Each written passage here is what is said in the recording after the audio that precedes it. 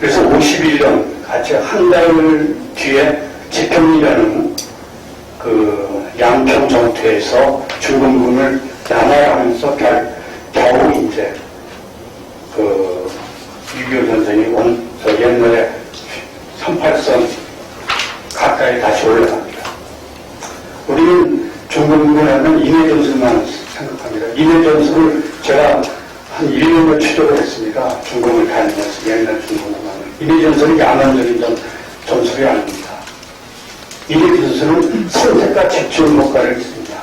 당시 중공군은 비행기도 별로 없었고 탱크도 거의 없었기 때문에 그 옛날식 포위를 합니다. 미군을 포위한 다음에 밤에 집중적으로 그 공략을 해서 나팔을 불면 피리를 불면서 미군을 공황 상태에 빠뜨리고 한국군을 공황 상태에 빠뜨려 굉장한 고도의 선택과 집중이 필요합니다. 인해전술 때문에 졌다는 말은 뭐 사람이 많아서 그 졌다는 거는 일종의 변명이라고 할 수 있습니다. 우리는 그 박근혜 시대 때 중국군 유해 선언을 시작했습니다. 한중 미래로 가는 협력이라는데 작년 시진핑 주석이 6.25 70주년 때 한미론전은 정의로운 전쟁이라고 했습니다. 한미론전은 왜 정의로운? 우리로 보서는 그 1980년대 초반에 KBS에서 이런 걸 했습니다. 이산가족 그 성공한 이산가족의 80%가 중공군이 내려온 이유입니다. 그리고 가장 많이 죽었습니다. 그런데도 우리는 그걸 모르고 이 제대로 방벽이라든지 그런 게 약간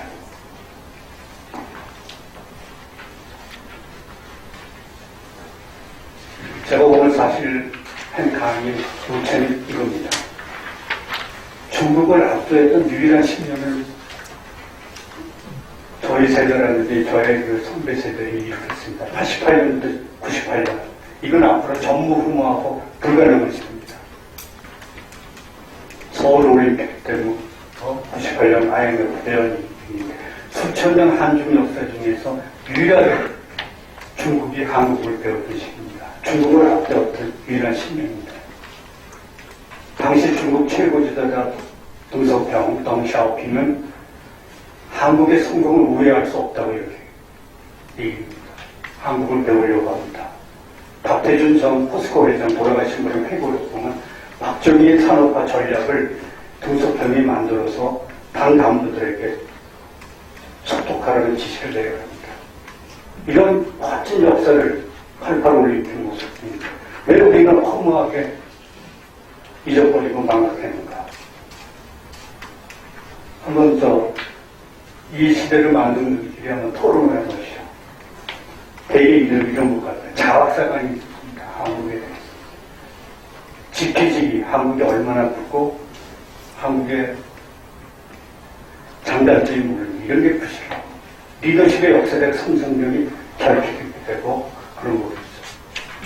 이거를 우리 2030 세대, 새로운 희망인 2030 세대에게 매력적인 드라마로 여러분들 집에 가서 자녀들한테 가르치시는 말 하십시오. 매력적인 드라마를 알려주십시오.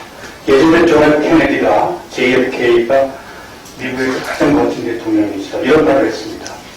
젊은 세대들한테는 가르치지 말아라. 매력으로 유혹을 해야 된다. 그래갖고 대통령이 당선됐습니다. 여러분 젊은 세대들한테 가르치라 그러지 말고 매력으로 이런 시대를 유혹을 하면서 젊은 세대의 상상력을 자극을 시켜줘야 합니다.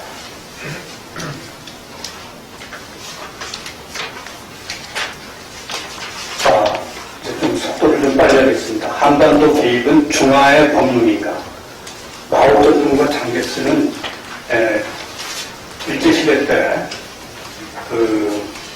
일본이 중국을 침공하려고 국민당과 공산당으로 싸웠고 나중에 마오쩌둥이 승리를 하는데 한국에 대한 의식은 비슷합니다. 마오쩌둥이 10대 시절에 회복을 한 거 보면 일본의 조선 정력에 대해서 슬프다고 쓴 책을 보고 상당히 감명을 받았다고 합니다. 이건 에드워드 스노우의 중국의 붉은 별이라는 책에 보면 나옵니다. 제가 1943년 시절에 카이로 회담이 있었습니다. 우리 카이로 회담 됐는데 제가 2013년 카이로 회담 70주년 때 카이로를 갔습니다. 이집트 카이로 가서 확인을 한 건데 우리는 장제스가 한국 독립조항을 이끌었다고 했는데 거기서 가보니까 이게 상당히 과장된 시각이라는 걸 확인했습니다. 뭐냐? 루스벨트가 회고하기를 중국이 만주와 한국의 제2점령을 끝난 리아큐페이션, 광범위한 와이드 에스퍼레이션, 열망을 갖고 있다는 그런 부분이 있습니다. 그래서 한국 독립조항의 삽입은 루스벨트가 주도적 역할을 했고 장제스의 수동적 조언이 있다는데 이걸 자세히 보시려면 제가 쓴 글에도 중앙일보 글에도 나오고 제가 쓴 결정적 순간이라는 책에도 있습니다. 시진핑은 2014년 트럼프가 공개한 내용을 보면 그 직전에 한 트럼프와의 회담에서 Korea actually used to be a part of China. 한국은 사실상 중국의 일부였다 이런 발언을 했는데 지금 5년이 됐는데도 왜 이런 말을 했는지 아직 저도 언론이지만 언론의 추적이 미흡한지 대한민국의 외교관들이 시원치 않은지 왜 시진핑이 이렇게 말했는지 한 번도 물어보지 않았습니다. 시진핑이 한국에 이제 오면 반드시 이걸 물어봐야 됩니다. 무슨 근거로 이런 말을 했는지. 지금 한국과 중국 주변국의 반중 전초가 확산이 되었습니다. 지금 2030 세대가 특히 강한데 2030 세대의 확진점은 외국에 많이 나갔기 때문에 외국에 많이 나가서 글로벌 스탠더드, 글로벌 관점으로 세상을 보기 때문에 중국의 이런 행태를 쉽게 말해서 웃긴다고 본 겁니다. 지금 역사문화 공정이라든지 강원도의 차이나타운 논란도 다 이런 거 갖고 연관이 되어 있죠. 지금 미국은 어떻게든지 중국을 막으려고 합니다. 이른바 1972년에 키신저가 중국을 개방시키기 위해서 베이징에 방문했던 키신저 질서가 50년 만에 퇴장을 했습니다. 이게 냉전시대 때 소련을 견제하고 1991년에 소련 해체를 이끌었는데 미국의 우파는 2015년부터 반성이 시작됩니다. 마이클 필스버리라는 사람이 쓴 100년의 마라톤이라는 책을 보면 중국이 자본주의 질서에 편입하기를 기대해서 미국이 중국의 WTO 가입, 개혁 개방을 지원했는데 중국은 자유와 버림을다 이런 겁니다. 한국 오피니언 리더들 많은 사람들도 오판을 했습니다. 한국은 산업화를 했는데 민주화를 한 위대한 기적을 이룬 나라입니다. 그렇기 때문에 중국도 산업화 다음에 민주화를 할 줄 알았는데 중국은 그렇지 않습니다. 중화백군, 동으로 가는 겁니다. 이게 한국 지식인, 한국 언론 이런 사람들의 결정적인 오판입니다. 그럼에도 불구하고 아직도 천안문 사건이 때가 오면 민주화 시위 이런 거에 대한 글이 많이 나옵니다. 중국은 그거보다 역사에 대한 복수입니다. 100년 동안 서양이 당한 역사를 복수를 해갖고 중화민족의 위대함을 보여주기 때문에 중국 리더십의 공통적인 인식입니다.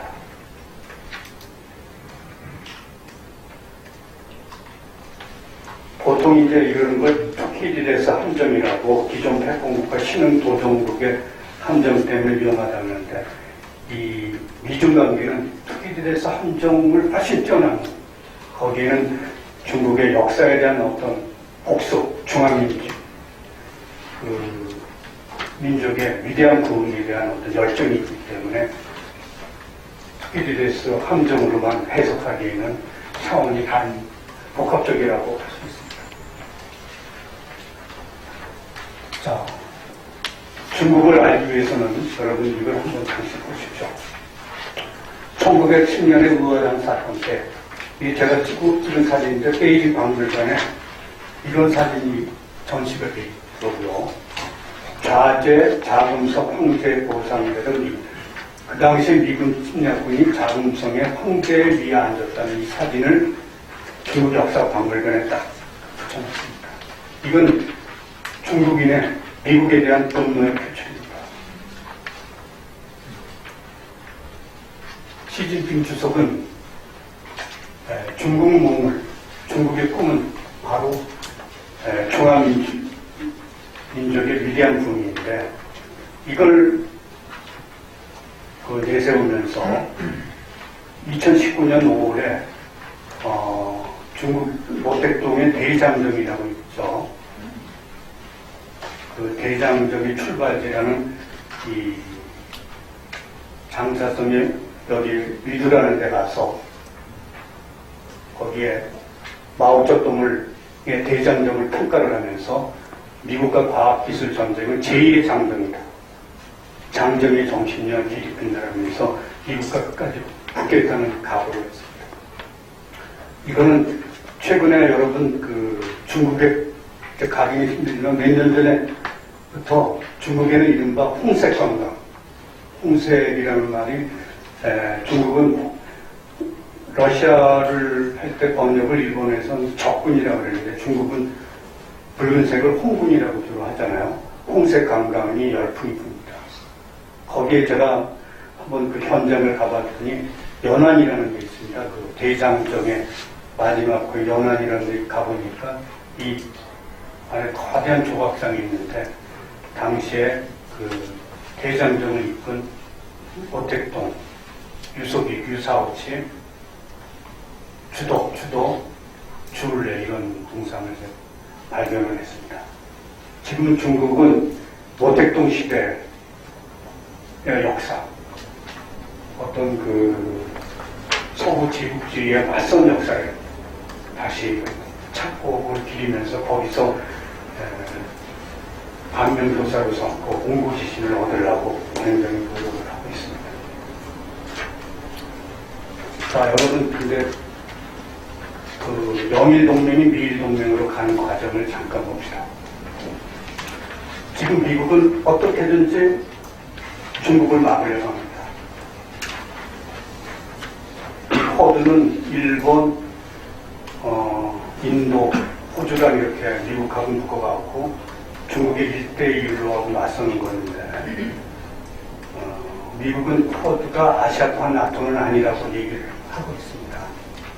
하지만 지금 군사일 뿐만 아니라 민주주의냐 아니냐는 체제의 어떤 가치, 인권 문제, 신장 위구르 지역의 인권 문제, 홍콩 보안법 문제, 인권 문제, 기술 이런 걸로 전면 충돌을 했습니다. 옛날에 미국과 소련과의 냉전 시대 이상을 뛰어넘는 그런 전면 충돌입니다.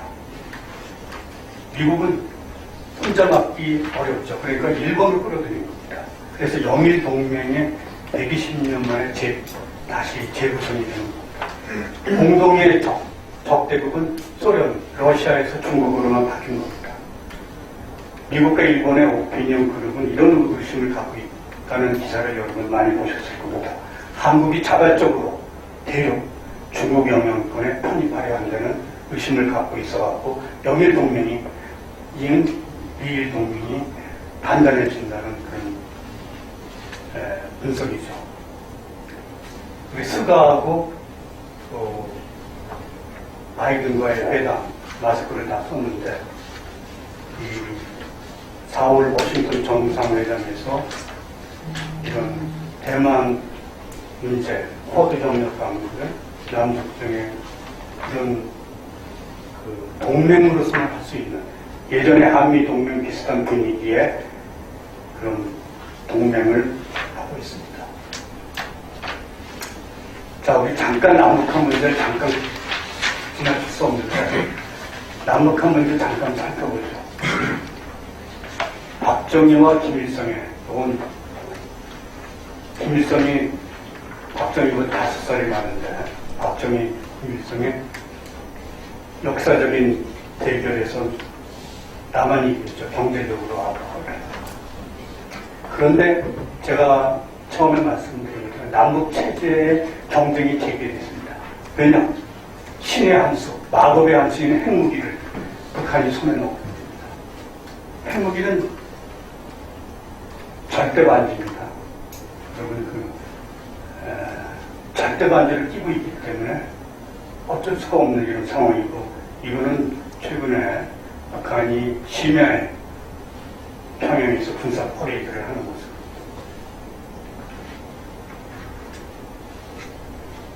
우리 리더십과 국민, 리더십뿐만 아니라 국민 전체가 우리가 안보 주인이라는 자세가 결핍이 되어 있습니다. 여기 계신 분들은 그러지 않으실 텐데 대다수가 주한미군에 지금 기대고 있습니다. 북한이 저렇게 했는데 이건 미국이 막아주겠지. 저 핵무기가 미국을 겨냥한 거 아니냐 이렇게 넘어갑니다. 강 건너 불균형 심리, 이런 심리는 뭐냐?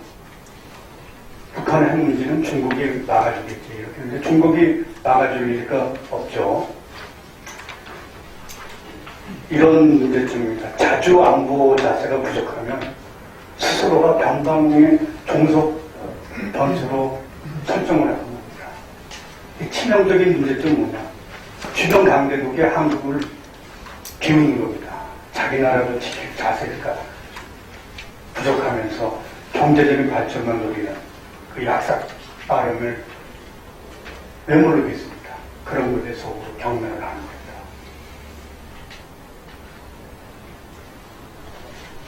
북한이 한국에 대한 모욕과 협박이 계속됩니다. 이 현 정부의 외교는 그런 수모 속에도 남북 대화에 대한 진명을 계속 표출하고 있습니다. 자, 여러분, 제가 이거에 대해서 어떻게 할 것인가? 두 가지 외국 사례만 한번 들고 이 해법을 여러분들이 한번 찾아보시기 합니다. 이건 중국도 겁내는 베트남. 이거 제가 쓴 칼럼의 제목입니다. 2차 대전 직후에 이 베트남에 연합국 군대가, 승리한 연합국 군대가 진주합니다. 북쪽으로는 장기스의 국민당 군대, 남쪽으로는 프랑스 군대가 들어옵니다. 그 당시에 북베트남의 지도자인 호치민은 선 중국과 한꺼번에 다 이길 수 없다. 선 중국군, 후 프랑스군의 철수를 목표로 얘기를 합니다. 그러면서 호치민이 무슨 얘기를 하냐? 중국이 우리 땅에 들어오면 1000년을 멉니다. 프랑스 식민지를 초월한다. 중국이 주둔하면 그들은 결코 떠나지 않을 것이다. 하면서 먼저 중국을 내보냅니다. 그런 다음에 8년 뒤에 이 DMBF가 여기 라오스 국경 근처에 있는데 여기입니다. 라오스 국경. 거기서 프랑스군을 높입니다. 제가 여기 가서 직접 찍은 사진입니다. DMBF의 승전 기념 조각상입니다. 호치민은 어떤 식이냐? 지피지기. 우리가 알고 상대방을 알아야지. 그래갖고 미국도 60년대하고 1975년까지 미군을 물리치지 않았어요, 베트남은. 이런 지피지기와 어떤 저항문제, 그런 것 때문에 베트남이 지금도 중국이 함부로 대하지 못합니다. 2011년에 보브엔 지압이라는 그 당시에 미국과의 베트남 전쟁에 승리하고 프랑스도 빼주시게 전 국방상을 그분이 100세 때, 지압이 100세 때 제가 인터뷰를 했습니다. 하노이 가서. 이런 얘기를 합니다. 한국 사람들이 베트남 참전 사과할 필요가 없다는 겁니다. 미래로 가자 이런 겁니다. 속마음은 어떨지 모르지만 그런 자신감과 미래로 가자는 그런 게 베트남의 어떤 놀라움이라고 할 수 있죠.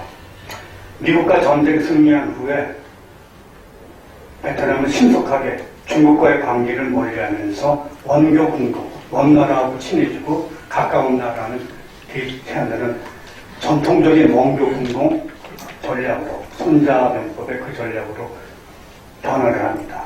그래서 당시에 옛 소련과 가깝고 미국과 가까워지고 중국과 대립을 하는데 중국이 화가 나갖고 이쪽으로, 그러니까 러시아의 이 부분이죠. 랑선이라는 곳인데 여기로 침공을 합니다.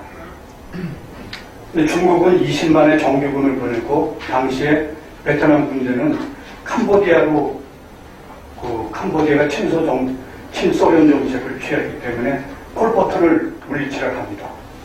그리고 민병대 10만하고 붙었는데 중국이 패배합니다. 그렇지만 베트남 사람들은 중국한테 이겼다는 얘기를 절대 안 합니다. 승리한 다음에 남을 자극하지 않습니다. 그냥 물리쳤다 이 정도입니다. 이게 바로 그 베트남의 어떤 철저한 대외 정책에서 철저한 모습입니다.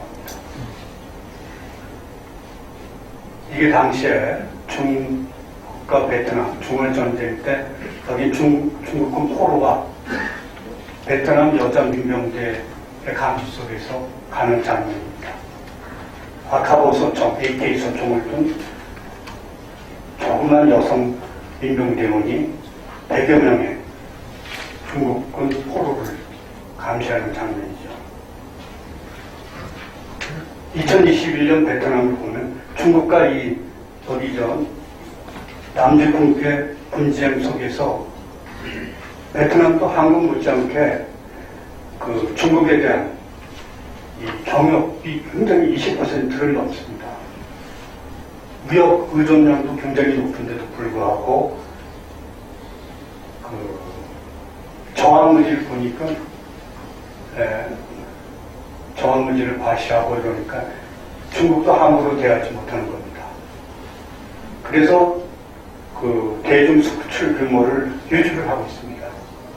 중국이 함부로 보복을 못합니다. 보복하면 그냥 가서 베트남 사람들이 머리 들고 따지고 싸우려는 태세를 하니까 귀찮아갖고 안 합니다.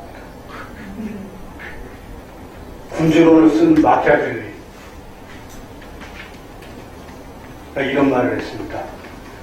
그 군주 리더들은 절대 경멸을 당하지 마라. 경멸이 리더십 관리의 최악입니다. 그 경멸이 국제정치에도 통합니다. 국신되면 더 밝습니다. 국제정치는 정글의 법칙이라든지 극단적으로 말하면 미국의 그 외교 국무장관이 한 것처럼 조폭의 원리, 한국식 조폭의 원리가 통하는 일이기 때문에 국신되거나 잘 봐달라고 하면 더 밝습니다. 바로 베트남이 당당한 리더를 하고 따질 건 따지기 때문에 중국도 함부로 대하지 못하는 겁니다. 자, 대만 사례를 잠깐 보죠. 대만은 지금 한국말로 채영문이죠. 채영문, 자임문 총통이 소용돌이석 대만 역할을 확장하는 전략을 세우는데, 그러면 최근에 대만과 중국 관계 긴장이 세계의 주요 이슈의 하나입니다. 이 66세 먹은 최영문, 차이잉원 총통의 리더십은 탈중국입니다. 미국의 아시아 태평양 정책에 적극 협력하고 본인 자신의 대만은 전 세계 민주주의 최전선에 있다. 이렇게 말을 합니다. 반도체, TSMC, 최근에 그 삼성 반도체와 반도체 전쟁 때 많이 나오는 TSMC의 그 본사 위에 보고인데, 그 반도체는 여러분 아시다시피 삼성 반도체는 포스코처럼 종합질서처럼 제조부터 설계부터 다 하는 겁니다. 그러니까 세계 최고죠. 근데 여기는 위탁 생산만 하는 파운드리, 세계 시장의 60%를 TSMC가 갖고 있다고 합니다.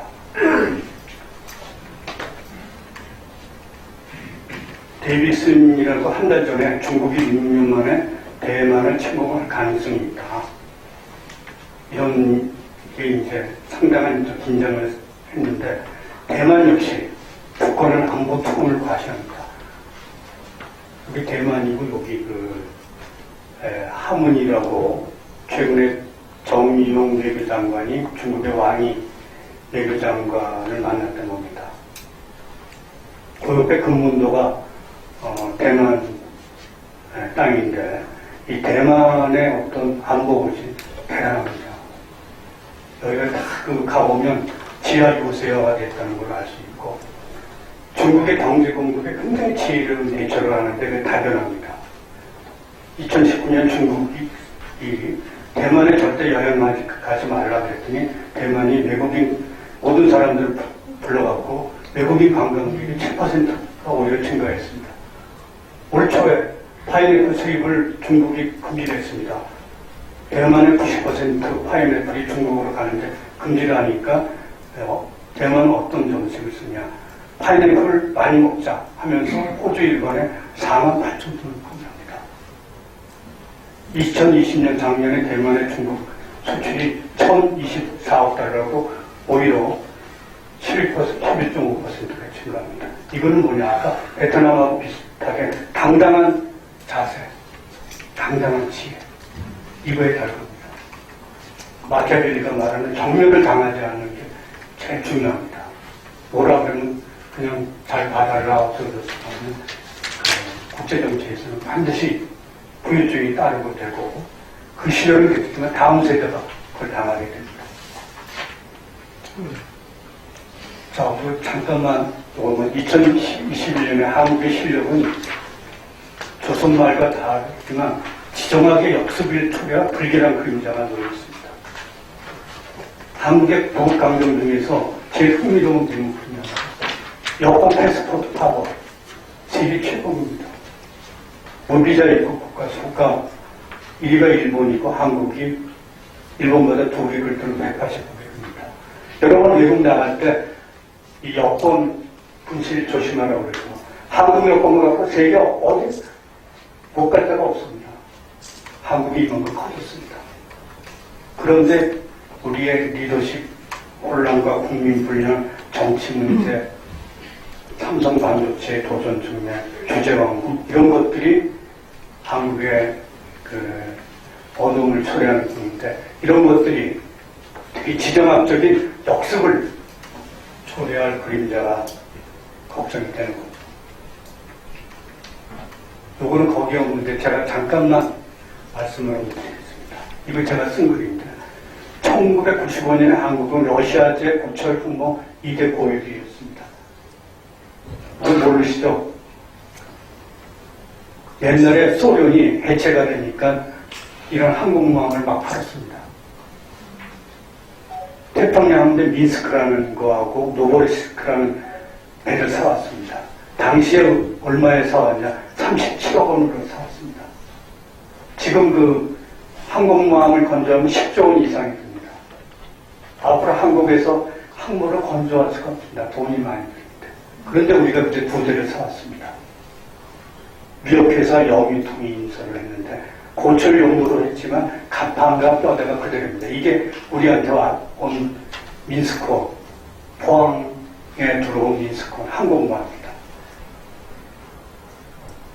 러시아 항공모함이 얼마나 좋으냐면 미국의 항공모함보다 작지만 미국의 항공모함은 그 비행기가 뜰 때 이 옛날에 새총이라고 했죠. 새총처럼 이렇게 뒤로 당겼다가 확 나가는 그런 사출기 기능을 하는데 러시아는 그 비용을 경감하기 위해서 스키 점프처럼 이렇게 그 간판을 스키처럼 이렇게 올라갔다가 탁 내려가는 그런 방식을 취합니다. 그래서 규모가 작은 대신에 순양의 기능이 있어갖고 훨씬 괜찮다는 얘기가 있습니다. 그 당시에 조선과 IT가 세계 최고인데도 한국어 항모로 우리가 만들지 못했습니다. 국제 환경도 유리했습니다. 중국에 간섭을 하지 않았습니다. 지금 많이 사왔으면 중국이 난리 쳤겠죠. 북한도 고난의 해군 시절에 간섭을 안 했고 일본이 많이 한국의 항모를 가질지 모른다고 견제를 했습니다. 이건 리더십뿐만 아니라 우리 국민의 안보지 어떤 역사적인 상상력이 결핍해갖고 이 좋은 배를 어떻게 놓겠냐. 민스크호는 중국의 해상 테마파크로 팔리고 노브레시스크는 포스코에서 고철로 해체를 합니다. 그런데 중국은 해상 카지노로 구입한, 우크라이나에서 구입한 바라크라는 항로를 지금 중국이 자랑하는 라오닝 항공모함으로 재탄생시켰습니다. 제가 그래서 우리 역사에서 가장 안타까운 장면이라고 규정을 한 겁니다. 우리 이건 모르고 있죠. 자, 이제 마지막입니다. 경영이 한 번 더. 안미 경쟁, 안보는 미국이고 경제는 중국이라는 그게 태조된 상태인데, 이거는 미국하고 중국을 바보로 보기 그런 항목입니다. 미국하고 중국이 우리가 안보는 미국 쪽에 보고 경제는 중국 쪽에 붙는다고 그러면 그 사람들이 그냥 있겠어요. 이건 우리 우물안 개구리식 그런 의식입니다. 그냥 경랑이 일기 전의 상황이고, 이런 상황에서 한국인은 뭘 하냐. 우리 역사적인 사례를 제가 잠깐 해서 박정희 시대 때는 한미 갈등에서 그때 카터가 주한미군 뺀다 그러니까 빼라 그러면서 신민항로 미국과 싸웠던 조선시대 말기 유적지인 강화를 성립한 것이었습니다. 김대중 대통령은 미래에 치중한 한일협력, DJ를 이런 한일 관계에서 우리가 그 사례로 들 수 있는 여러 가지가 있습니다. 노무현의 매력이라고 할 수 있습니다. 제주 해군기지를 만들었습니다. 제주 해군기지가 얼마나 괜찮으냐면 그 랴오닝 함도, 중국의 랴오닝 함도, 그 일본 사세보 항에서 떠나는 일본 해상 자유대, 요코스카에 떠나는 미국 칠함대를 다 관찰할 수 있는 기가 막힌 장소에 이걸 했는데, 우리 시대에 지금 우리 사람들은 이 가치를, 노무현이 만든 가치를 이어지지 못하고 있습니다. 그래서 그 많은 사람이 얘기하는데, 일동맹 삼치선, 한미동맹을 바탕으로 일본과도 친하고 중국과도 친하고 러시아과도 친하고, 중국과를 친하는 그 방식과 접근은 아까 여러분 그 베트남과 대만 사례에서 보셨을 겁니다. 자, 우리 진실의 순간이 다가오고 있는데, 우리의 운명을 우리가 결정하는 그런 지혜와 용기를 가져야 된다고 생각합니다. 네, 감사합니다. 감사합니다. 말씀 잘 들었습니다. 저는 최친한 목사라고 하고요. 인천에서 왔습니다. 오늘 말씀하실 때 결국 초점은 중국을 우리가 어떻게 대해야 되느냐 하는데 포인트가 있는 것 같아요. 그래서 지금 베트남 예를 드시면서 우리가 좀 버텨서 좀 강하게 나가야 된다, 그런 말씀이신 것 같은데, 우리가 현재의 입장에서 어떤 식으로 나가는 것이 그들에게 좀 버티면서 교훈을 주는 것인지, 그런 예를 조금 좀 몇 가지 들어주셨으면 고맙겠습니다.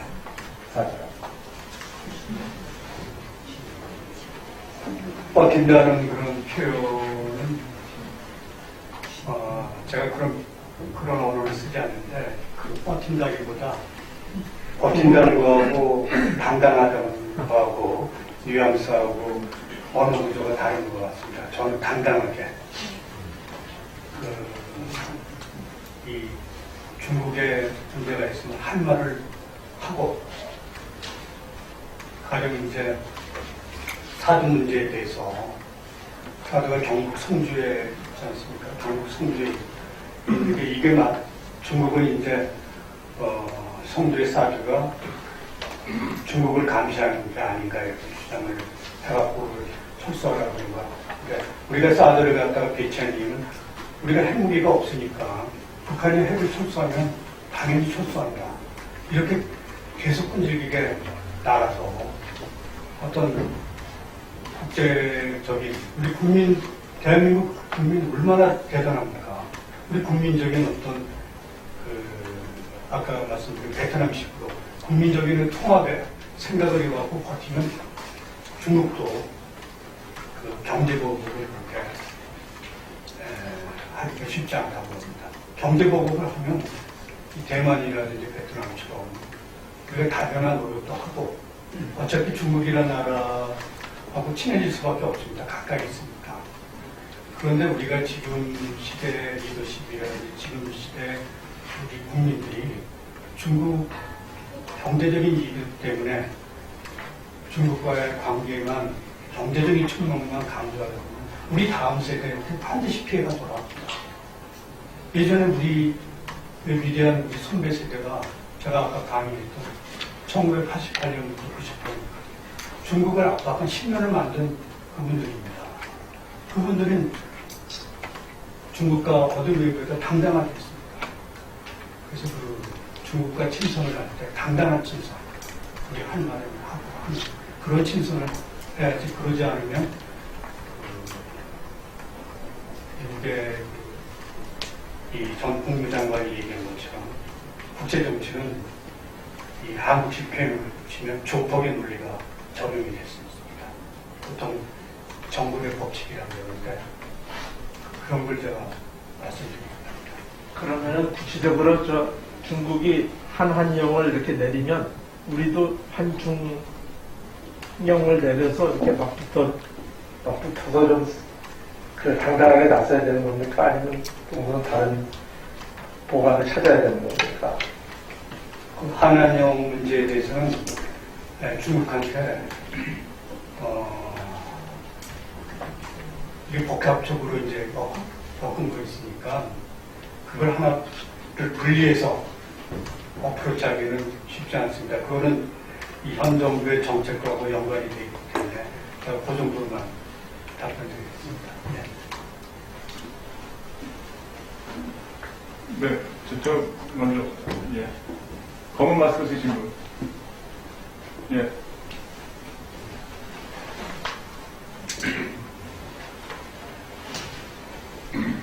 기자님의 아주 예리한 특강에 감동을 받았습니다. 한편으로는 가슴이 아픕니다. 우리 한민족의 운명 참 심각하게 느꼈습니다. 그래서 그게 아주 감명 깊게 생각했는데 저는 느끼기를 우리 한민족에게 리더십이 강하면 경랑 속에서도 살아남을 수가 있고 리더십이 약해지면 어두운 그림자가 한반도를 휩쓴다. 저 나름의 이런 결론을 얻으면서 질문하고 싶은 것은 세계적으로 해외에 교민이 가장 많이 살고 있는 나라 중에 하나가 한국입니다. 이스라엘과 한국. 그러면 기자님께서 보실 때 우리 교민이 만주, 일본, 미국, 세계 각지에 엄청나게 많이 살고 있고 생존력이 강합니다. 그러면 이 한반도의 경랑에서 해외에 있는 교민들의 힘을 이용할 수 있는 방법이 없을까? 혹시 거기에 한 번이라도 생각을 해보신 적이 있는가? 질문을 드리고 싶습니다. 네. 해외 교민의 힘을 합쳐자 이런 건데, 그거는 해외 교민의 힘을 합치는 것도 좀 두 가지 그 양면성이 있다고 합니다. 해외 교민들의 힘을 가져갖고 우리가 더 강해지는 방법이 있고, 그걸 또 너무 강조하면 미국에 이민 갔으면 미국 사람이 돼야 됩니다. 미국 시민권. 프랑스에 이민을 갔으면 프랑스 시민이 돼야 됩니다. 거기다가 너무 그 민족주의 감정을 부과를 하면 그 사람들이 동화가 안 되고 오히려 그 역효과를 받을 수 있고 철저하게 미국 사람이 되거나 프랑스 사람이 되거나 영국 사람이 돼야지만 한국의 힘을 더 얻을 수 있다고 하는 게 생각합니다. 그러니까 그걸 양면성, 그냥 평소에 해외 교민들의 힘을 받으면서 또 해외 교민 정책이라는 것도 그 교민들이 그 사회에 철저하게 살게끔 그렇게 하는 게 제 생각입니다. 네.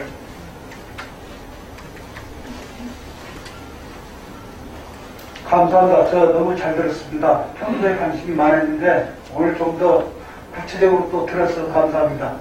제가 질문하고 싶은 것은 우리 한반도가 최근에 지정학적인 문제를 누구나 다 알고 있고 풀지 못하니까 한반도 비핵화를 전제로 한 남북한 중립국을 통일 중립국을 만들어서 대외적으로 사대강국뿐만 아니라 유엔 차원에서도 통일 한국을 중립국으로 우리 남북이 자주적으로 했을 때 과연 이루어질 수 있을까?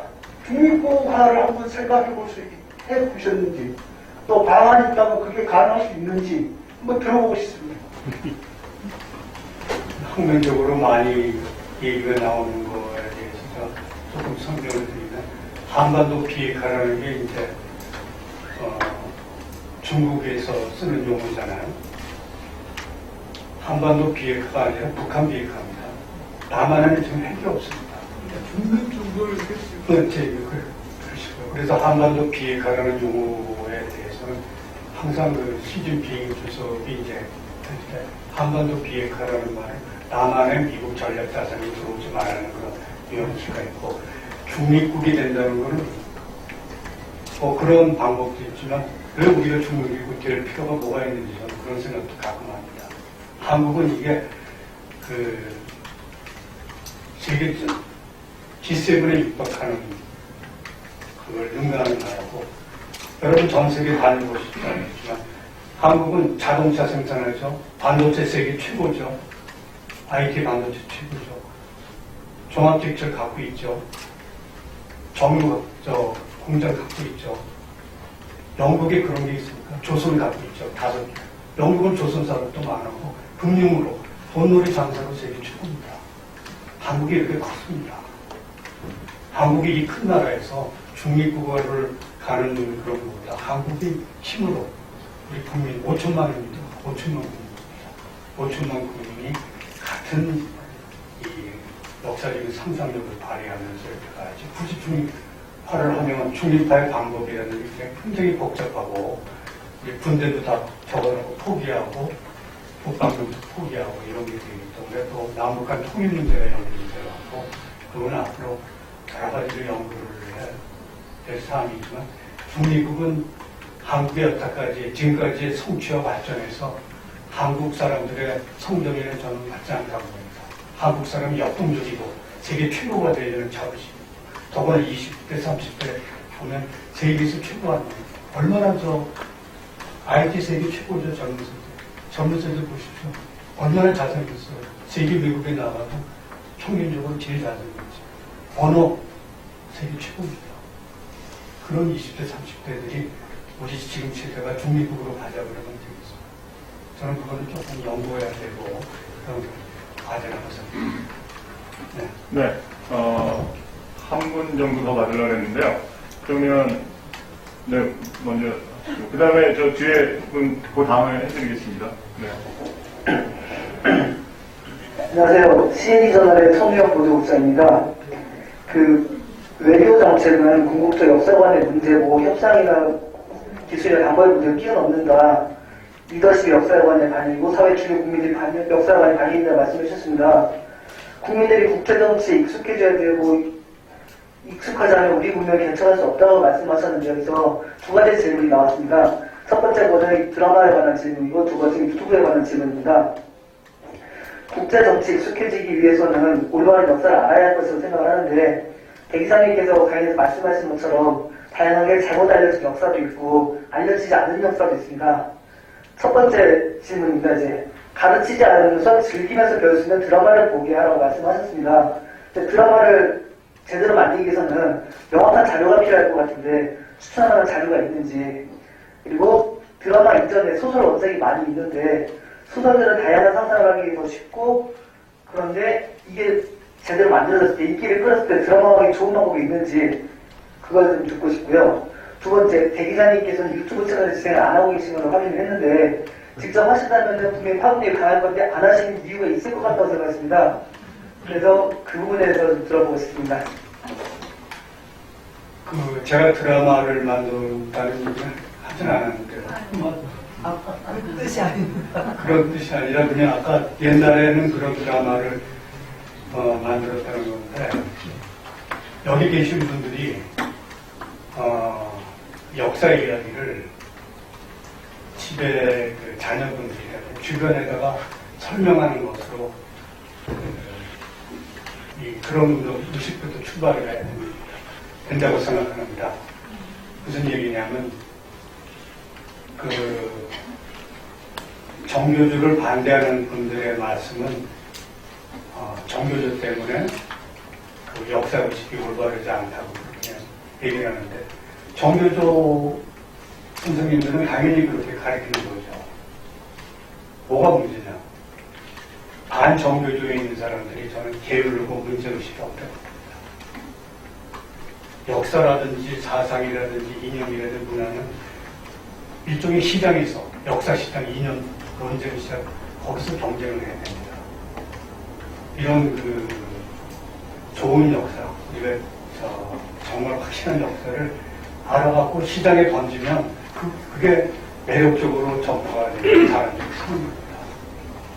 저는 그래서 여러분들이 그 집에 가서 자녀들한테 또 이런 얘기를 많이 하고 여러분 자체 내부에서 우리의 가령 제가 아까 제시한 것처럼 1988년부터 98년 동안 중국을 앞두었던 10년의 역사를 젊은 세대들한테 보여주기 운동 같은 걸 자체적으로 해갖고 그렇게 하면서 이제 전파를 하는 게 중요하지 않나 이런 생각을 합니다.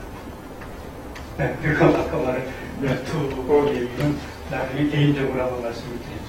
네, 고맙습니다. 네, 그 뒤에 있는 분, 네. 먼저 하시고 마지막에. 네, 다른 기회를 모두 얻을 거라 생각을 했는데요. 저는, 민주당의 베를린식에 있었었고요. 지금 유엔 헤비타트의 기획위원으로 있는 이경이라고 합니다.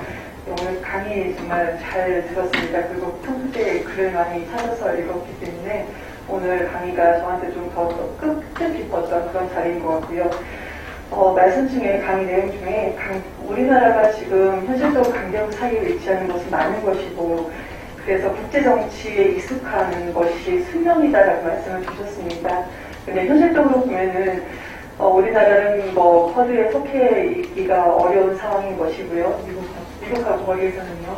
그리고 중국하고를 이제 말씀드리기 앞서서 우리나라가 뭐 경제가 회복이 됐다 이런 얘기도 있고 그리고 뭐 경제 성장이 4%도 달성했다. 그리고 뭐 GDP 10위권에 진입을 했다. 그런데 이런 모든 것들이 뭐 언론에서도 수출로 수출이 좋아서 그렇다. 그런데 우리나라 실질적으로 수출을 많이 하는 국가가 40% 이상이 하는 국가가 중국입니다. 그런 상황들을 전부 다 좀 고려를 했을 때 앞으로 우리나라가 국제 정치를 어떻게 해야 되는 것인가 그 관점에서 지금 제가 말씀을 들은 것 중에 기억나는 것은 당당하게 해야 된다라고 말씀을 주셨는데 그리고 또 미국하고는 그 안보를 하고 중국과는 경제를 한다. 이것이 저도 개인적으로 모순이라고 생각을 합니다. 그럼 앞으로 우리나라가 국제정치를 어떻게 해야 가는 것인지 여기서 다 구체적으로 말씀을 못 해주시겠지만 방향에 대한 큰 흐름이라도 좀 듣고 싶어서 이렇게 질문을 드리겠습니다. 안미 경중 안보는 미국, 경제는 중국 그거는 미중 대립이 심하지 않았을 때 중국이 시진핑 시대 이전에는 중국이 미국의 질서에 따랐기 때문에 통용이 됐습니다. 그런데 지금은 이제 어려운 상황인데 제가 그냥 당당함에다 뒤에 꼭 붙입니다. 당당하면서도 절제 있게. 제가 베트남과 대만의 사례를 꼭 반드시 한국에 적용할 수는 없지만 그런 이 유연성과 탄력성이 필요한데 그러려면 오늘 왜 역사 얘기를 좀 했냐면 그 역사 속에서 옹고지신의 요소가 있고 반면 요소의 교훈이 있습니다. 그걸 통해서 이제 정책을 쓰는데 제가 보기에는 정책을 선택지는 저는 많다고 봅니다. 얼마나 그런 외교적인 상상력을 갖고 있는지, 그런 게 우리 리더십이라든지 우리를 이끌고 가는 정치 리더십이 갖춰야 될 거고, 특히 제가 소명이라고 얘기하는 건 한국인들은 국제 정치에 익숙해야 됩니다. 왜 익숙하지가 않으면 자주 안보의식이 부족했습니다. 저는 옛날에 노무현 대통령이 군인들 모아놓고 한 말을 상당히 지금도 기억을 하는데 맞다고 생각합니다. 여러 제한군인들이 상당히 분노를 한 건데, 제한군인들 매일 미군 뒤만 쫓아다니고 뭘 했느냐 이렇게 비판하겠습니다.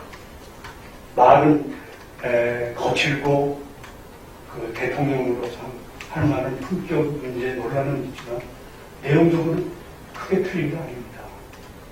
왜 우리 안보를 자꾸만 미국한테만 맡겨갖고, 가령 핵무장 문제에 대해서 우리도 핵무기를 개발할 수 없을까? 그런 고민도 좀 해보고, 그거에 대한 해답은, 노무현에 대한 해답은 박정희한테 있습니다.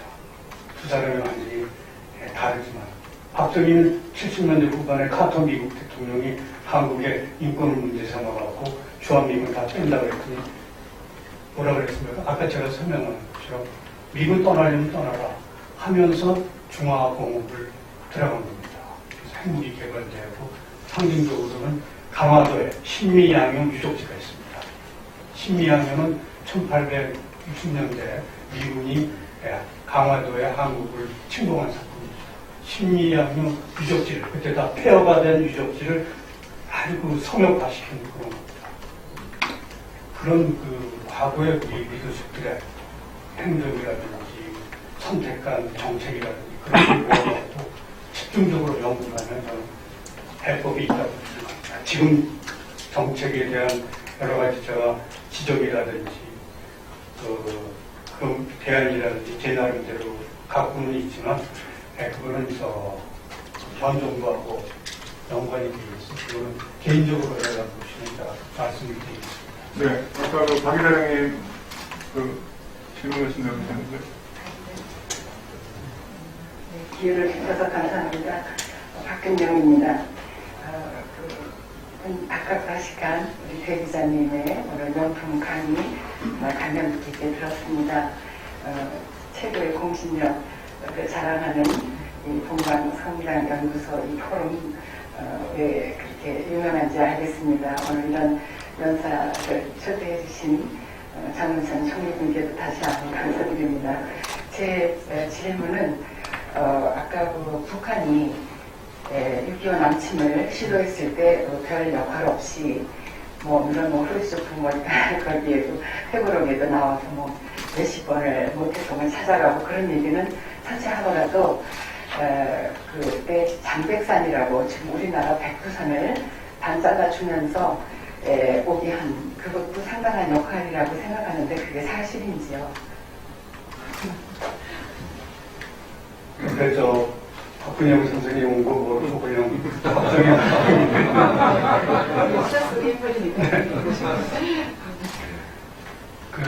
중국이 한국전에 참전한 거는 지금 여러 가지 분석과 저가 있지만 제 판단은 중국의 이익 때문에 내려온 겁니다. 중국 지원군은 정규군이라는 얘기를 하고 중국 인민지원군이라는 표현을 썼습니다. 인민지원할 때 지원은 지원서를 낼 때 지원합니다. 발린티어라는 뜻이죠. 발린티어라는 말은 선전포고 없이 민병대가 들어가는 표현입니다. 중국 인민지원군을 보냈지만 중국에서 최강의 군대를 보냈습니다. 당시 인표가 맡고 있던 만주의 동북 삼성의 이 홍군 제4군을 이제 사령관을 바꿔서 보냈는데, 중국이 보낸 이유는 딱 한마디로 말하면 압록강 가까이에 미군 군복을 입은 모습을 보고 싶지 않다 이겁니다. 그래서 우리는 지금 자꾸만 중국의 힘에 기대갖고 북한의 핵무기를 해결하려고 그렇게 하는데 중국이 절대 핵무기의 영향력을 행사할 능력도 없습니다. 북한은 굉장히 독립적입니다. 북한은 주체 사상 자체가 독립 만든 이유가 소련과 중국으로부터 독립하기 위해서 만든 게 주체 사상입니다. 그 북한의 어떤 독립 그런 거기 때문에 중국의 영향력을 끼치지 못하고 영향력의 한계가 있다는 거죠. 어느 정도 영향력은. 두 번째는 그 북한이 미군의 발목을 붙였습니다. 동북아에서 그 자꾸만 핵미사일 실험하면 미군의 전력이 분산, 여기에 집중하다 보면 자기네 전력을 남주국해나 동주국해 다 투입할 수 없습니다. 그렇기 때문에 중국으로서는 EJ, 오랑캐로 제압한다. 그러니까 그 북한 오랑캐로 미국 오랑캐를 잡는다는 그런 전략을 쓰기 때문에 중국이 북한 핵 문제에 큰 영향력을 행사할 것으로 저는 믿지 않습니다. 그래서 중국이 더 필요한 거 아닙니까? 네? 우리 한반도가 중립국, 통일 중립국이 그래서 필요한 거 아닌가요? 중립국 문제는 아까 이제 저 말씀하셨는데 제가 다음에 한번 선생님하고 토론을 하고 그런 관심을 계속 기울여서 고맙습니다. 예. 네, 아까 질문 하실 건가요? 네, 그럼 마지막 질문 받겠습니다. 네. 아이고, 대리된 강의 너무 잘 들었습니다. 짧게 질문하겠습니다. 에너지를 연구하는 자인데요. 아까 자료에 보니까 북한에서 핵무기 마법의 한 수라고 기록하셨고 조국 통일 위협을 앞당기는 만능 보급이라고 써져 있던데 지금 국제사회가 핵무기를 포기하도록 온갖 압력을 다 수십 년째 하고 있는데도 북한이 이렇게 버티고 있는데 앞으로 계속 버틸 수 있을 것인지 미국이 이길 것인지 걱정스럽습니다. 그 말씀을 드리면 제가 그 언론인 중에 거의 몇 사람 중에 하나인데 북한은 절대 핵무기를 포기하지 않을 것이라는 걸 제가 10년 전부터 썼습니다. 제가 왜 그런 글을 쓰게 되면 여기 망명한 황장엽이라는 분이 있습니다. 돌아가셨는데 황장엽을 제가 인터뷰를 했더니 이런 얘기를 전했습니다. 핵무기는 뭐냐? 쉽게 표현을 하면 한국 여러분들 농촌에 옛날에 그 오리 농사가 안 되고 쌀 농사가 안 될 때 아주 가난했던 한국 시절에 그 가난한 농부들이 부자들한테 가서 쌀을 얻을 때 이 얌전한 사람은 항상 뒤통수를 때린답니다. 부자가 정신 차리고 일 잘해라. 근데 깡패 같은 가난한 사람이 가면 야, 잘 갖고 가서 열심히 해라. 그런 겁니다. 핵무기가 바로 그런 거랍니다. 핵무기를 갖고 있는 순간 미국이 함부로 못해야 되잖아요. 어느 날도 북한을 함부로 못합니다. 시절이게 가난해도 핵무기는 절대 무기이기 때문에 함부로 못합니다. 그 원리에 의해서 핵무기는 지금 김일성, 김정일, 김정일 3대 세습체제의 그 핵심입니다. 핵무기가 없어지면 3대 세습체제가 그대로 끝납니다. 핵은 일단 보유를 하면 절대 포기하는 건 포기를 두고 했습니다. 리비아에서 한번 포기를 했다가 리비아가 이 민주화 과정에서 카다피가 죽습니다. 또 하나 포기했는 남아공에 그 만델라 그 흑인 정부가 들어가면서 그 전에 백인 정부가 포기를 했습니다. 핵무기는 포기한 무기가 아닙니다. 핵무기는 하나만 갖고 있으면 절대 무기입니다. 미국도 함부로 절대 못합니다. 2년 전, 3년 전에 트럼프가 북한을 공격한다고 그랬는데 북한을 공격할 수가 없습니다. 왜냐? 핵무기는 지금 한 40기 갖고 있는데 여러분 그 낭림산맥이라고 북한에 나가세요. 낭림이라는 단어는 아주 절묘한 단어인데 이리 낭자에다가 섣불립니다. 이리가 사는 그런 험악한 산 밑에다가 숨겨놨습니다. 그걸 어떻게 부숩니까? 한두 개는 없앨 수 있지만 그래서 북한의 핵무장 저걸 없애려면 참 힘듭니다. 그렇지만 우리가 암에 걸리면 암을 안고 암과 친해지면서 살아야지 오래 살 수 있다고 합니다. 북한이 핵무기를 갖고 있으니까 그걸 내심 인정을 겉으로는 핵무기를 없애라고 얘기를 하면서 속으로는 핵을 없애지 않는다는 전제로 북한과 계속 교류를 하면서 우회 전략을 쓰든지 다른 전략을 쓰면서 나아가야 된다는 게 제 생각입니다. 네. 존경합니다. 네.